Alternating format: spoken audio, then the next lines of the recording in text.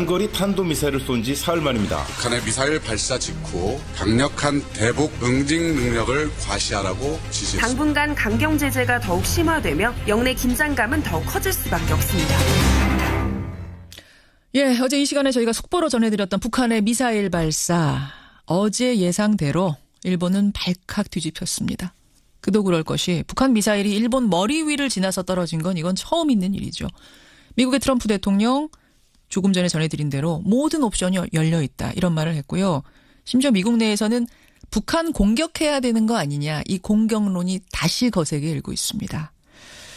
북한 이렇게 될 거라고 몰랐던 게 아닐 텐데 대체 뭘 노리고 이렇게 미사일을 쐈을까요? 정의당 김종대 의원 연결을 해보겠습니다. 김 의원님 안녕하세요. 네, 안녕하세요. 매년 했던 한미연합훈련 아니겠습니까? 네. 이번에는 규모도 축소하고 전략 자산도 전개하지 않고 우리가 분명하게 신호를 보냈어요. 화해하자. 네.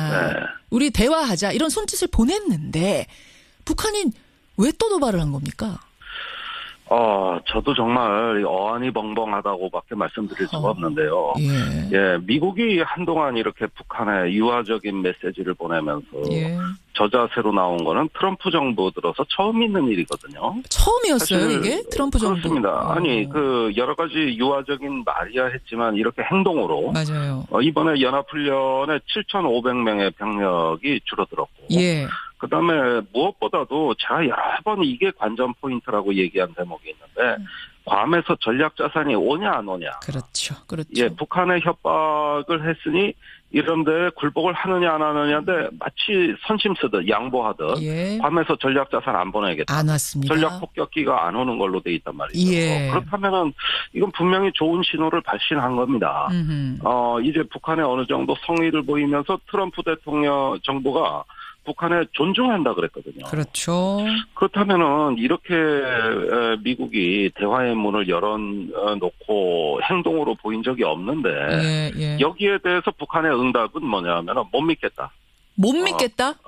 못 믿겠다. 그거는 잠시 어떤 우리를 떠보기 위한 수수지 연합훈련 예정대로 하지 않냐. 그다음에 우리가 원하는 시간에 우리가 원하는 의제를 가지고 예. 대화를 하고자 하는데 그런 부분에 대해 구체적인 어떤 대안을 제시한 건 없지 않냐. 이런 생각을 하면서 계속 밀어붙여라. 이렇게 방향을 잡은 것 같습니다. 트럼프 말로 하는 건 못 믿겠다. 뭔가 더다오 이제 이런 얘기라는 말씀이신데 그러다가 정말 무슨 공격이라도 당하거나 이럴 가능성은 아예 생각도 안 하는 거예요, 북한은? 그러니까 모난돌이 정 맞는 것이고 튀어나온 못이 망치 맞는 거 아니겠어요? 그럼요. 그런데 지금 북한의 행태를 보면은 예. 그런 트럼프하고 힘겨루기를 하면서 마치 전 세계와 전쟁이라도 벌이겠다는 그 충동적인 양상으로 나가고 있어요. 이번에 미사일이 거침없이 일본 영공을 지나갔습니다. 그렇죠. 그러면서 또 앞으로 어떤 태평양 기지 내에 태평양 내 미군 작전 기지를 다 타격할 수 있다. 예. 이런 이야기가 오늘 조선중앙통신에 보도가 됐습니다. 예. 그렇다면 앞으로 괌뿐만이 아니라 하와이, 오키나와, 요코스카 어디든 미군 기지가 있는 곳은 맘만 먹으면 타격할 수 있다. 이렇게 협박을 하고 있는 거거든요. 그런 얘기군요. 그러다 보면 이 동아시아 국가들 전체가 전쟁을 하게 되는 사태가 되는 건데, 상당히 무모함이 어떤 비정상적인 상황까지 무모함이 치닫고 있지 않은가 생각이 됩니다. 왜 이렇게 충동적으로 무모하게까지 나가는가 바로 그 지점인데 심지어 이제 우리 괌까지도 쏠 수 있다는 걸 보여주기 위해서 어제 한 2,700km를 쐈단 말입니다. 북한에서 괌까지 거리가 3,000km예요, 여러분.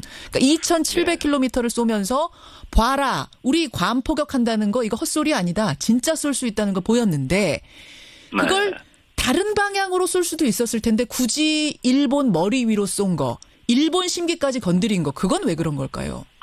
자, 우선 몇 가지 특징이 있습니다. 2,700km라는 것은 사실은 3,000km의 사거리를 조정한 것 같아요. 그런데 그 조정하는 방법이 연료량을 가지고 조절하는 겁니다. 예. 그러면 화성 12호 미사일의 최대 사거리는 사실은 3,000km가 아니라 5,000km까지도 나갈 수 있다. 왜 조절했을까요, 그러면? 예. 그러니까 이거는 이제 괌에 맞춰서 했는데 약간의 오차가 발생한 거죠. 오차가 발생한 거군요. 예, 그러면서 또 한 가지 특징이 이제 쏘는 방향입니다. 예, 예. 예, 이게 일본 상공을 지나간 거는 과거에 인공위성 쏜다고 했던 98년 이후에 처음인데. 그렇죠. 여기에 일본에 아무런 사전 통보 없이 일본 영공을 지나갔다. 이렇게 되는 건 뭐냐면은 여차하면 괌을 타격하는 미사일이지만 일본의 북부 열도에 있는 미군 기지도 타격할 수 있다.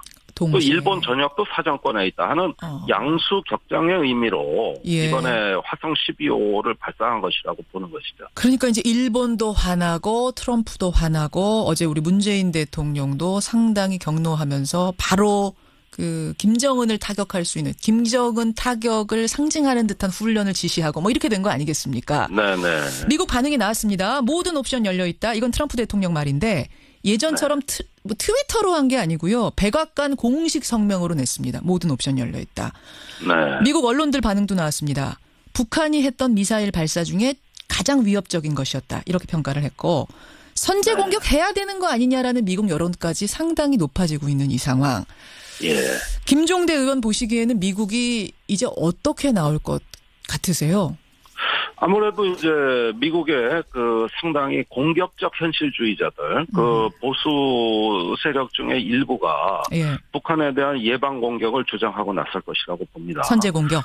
네, 그렇습니다. 군사적 옵션을 조금 더 강한 형태로 이렇게 북한에 전개하게 되면 이제 선제 타격이나 더 나가서 예방 공격까지도 촉구하는 것이죠. 그러나 트럼프 대통령이 모든 옵션이 테이블 위에 올려져 있다고 할 때는 예방 공격을 의미하는 건 아닌 것 같습니다. 그것은 아닌 것 같고. 잠깐만요. 근데 예방 공격하고 선제 공격하고는 뭐가 다른 겁니까? 선제 공격은 예. 이거는 이제 프리엠티브라는 단어를 씁니다. 즉각적인. 그러니까 이건 뭐냐면은 북한이 공격할 징후가 명백할 때. 명백할 때. 예, 예컨대 미사일에 연료를 주입하는 상황이 포착이 돼서 저거 발사 징후다. 그러면 먼저 선제 공격을 해가지고 제압해 버리는 거죠. 예. 예, 이런 것들은 선제 공격에 해당이 되는 것이고. 예방 공격은요? 예, 프리벤티브 어택. 이거 예방 공격이라는 건데 이건 뭐냐면은 그런 징후가 없어도 장차 북한의 위협을 관리하기가 어려워질 것 같으니 사전에 공격을 해가지고 아예 그러한 위협을 제거해 버린다. 그런 거군요. 예, 이런 건데 국제법적으로 예방 공격은 불법입니다. 그런데 선제 공격은 합법적이에요. 예. 그런데 예방 공격은 과거에 클린턴 대통령이 영변 핵시설 폭격을 고려했던 그와 같은 형태가 되는 것이죠. 그런데 지금 트럼프 대통령이 그러한 예방 공격을 고려하고 있다는 징후는 없고 다만 군부에서 만일에 있을 시나리오에 대비해서 여러 가지 예방 공격의 교리라든가 시나리오라든가 능력을 구축하는 것은 진행되고 있다고 보여져요. 그래요. 그러나 그것은 정책은 아니죠. 이렇게 보면은 트럼프 대통령의 의중은 대화와 압박 이걸 동시에 병행하되 군사적인 억제력과 즉 무력 시위를 하는 쪽으로 아마 그 군사적인 옵션을 실행할 것 같고. 진짜 쏘진 않지만 우리 이 정도 힘이 있다는 걸 계속 보여주는 과시하는 정도? 그렇습니다. 그렇다면 지금의 그 주목되는 포인트는 이 한미 연합 훈련, UFG 훈련이 지금 진행 중인데 이게 수정될 가능성이 있지 않을까 생각이 들어요. 그래요. 예컨대 전략 자산을 추가 투입을 한다든가, 항공모함을 보내서 무력 시위를 한다든가 이런 어떤 양상이 추가될 수도 있다. 전 그렇게 관측합니다. 이제 그렇게 하면은 북한이 이거 이러면 우리 큰일 나겠네. 우리 방향 바꿔야겠네. 대화해야겠네. 이렇게 나올 것인가. 그게 아니라 추가 도발을 더 할 것이냐. 요건데 어떻게 보세요? 일단 9월 9일까지가 고비가 되겠죠. 구구절. 구구절이 이제 북한의 국가 창건일입니다. 그렇죠. 여기서 국가정보원 보고는 핵실험 가능성을 조심스럽게 타진하고 있는데 현재 북한 풍계리 상황을 보면은 언제든 핵실험을 할 수 있는 상황이에요. 이미 준비는 다 해놨단 말이죠. 그래요. 그런데 오래전부터 준비는 다 해놓고 동향을 관찰하는데 오늘 북한 중앙통신 보도를 보면은 미국이 하는 거 보고 미국의 동향에 따라 가지고 다음 행동을 결심하겠다 이런 얘기입니다. 그랬죠. 그렇다면은 만약에 미국의 전략 자산이 한반도로 추가 전개가 되고 북한은 핵실험으로 가는 이게 가장 최악의 시나리오라고 볼 수 있어요. 그 북한이 핵실험 준비 다 해놓고 안 한 경우도 있어요? 많이 있습니다. 있어요. 예전에는 핵실험하는 징후들을 우리가 판단할 수가 있었는데 예. 지금 풍계리 상황을 보면 일단 갱도를 여러 개 뚫어놨고 또 언제든지 핵실험을 할 수 있는 준비 상황을 상시 갖춰놓고 있는 상황이기 때문에 예측이 잘 안 됩니다. 예. 과거에는 굴을 뚫는 걸 보고 토사가 밖에 이래 쌓이니까 예. 이걸 보면 곧 뭔가 하겠구나 그럼 했거든요.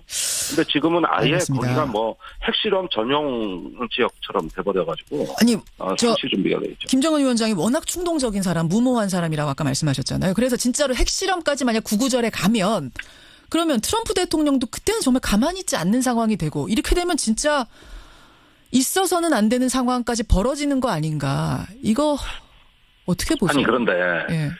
제가 이런 건 진짜 상대방의 입장에서 생각해야 되는데 김정은 위원장이 지금 어떤 심리 상태에서 무엇을 주목하고 있을까. 이건 상당히 EJ 입장에서 이심전심 입장에서 생각을 해야 되는데 예.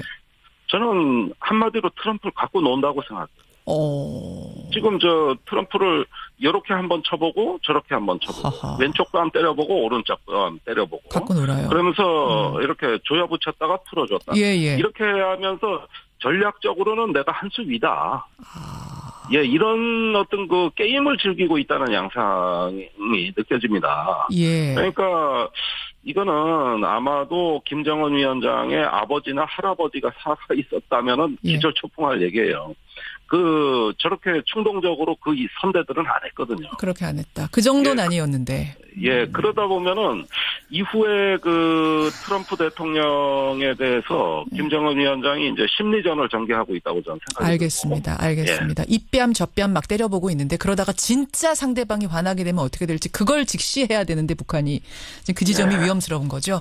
여기까지 그렇습니다. 말씀 듣겠습니다. 김종대 의원님 고맙습니다. 네, 감사합니다. 정의당 김종대 의원이었습니다. 하고자 하는데 그런 부분에 대해 구체적인 어떤 대안을 제시한 건 없지 않냐 이런 생각을 하면서 계속 밀어붙여라 이렇게 방향을 잡은 것 같습니다. 트럼프 말로 하는 건 못 믿겠다. 뭔가 더다오 이제 이런 얘기라는 말씀이신데 그러다가 정말 무슨 공격이라도 당하거나 이럴 가능성은 아예 생각도 안 하는 거예요, 북한은?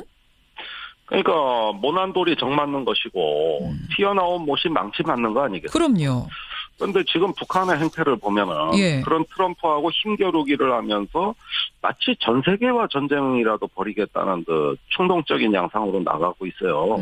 이번에 미사일이 거침없이 일본 영공을 지나갔습니다. 그렇죠. 그러면서 또 앞으로 어떤 태평양 기지 내에 태평양 내 미군 작전 기지를 다 타격할 수 있다.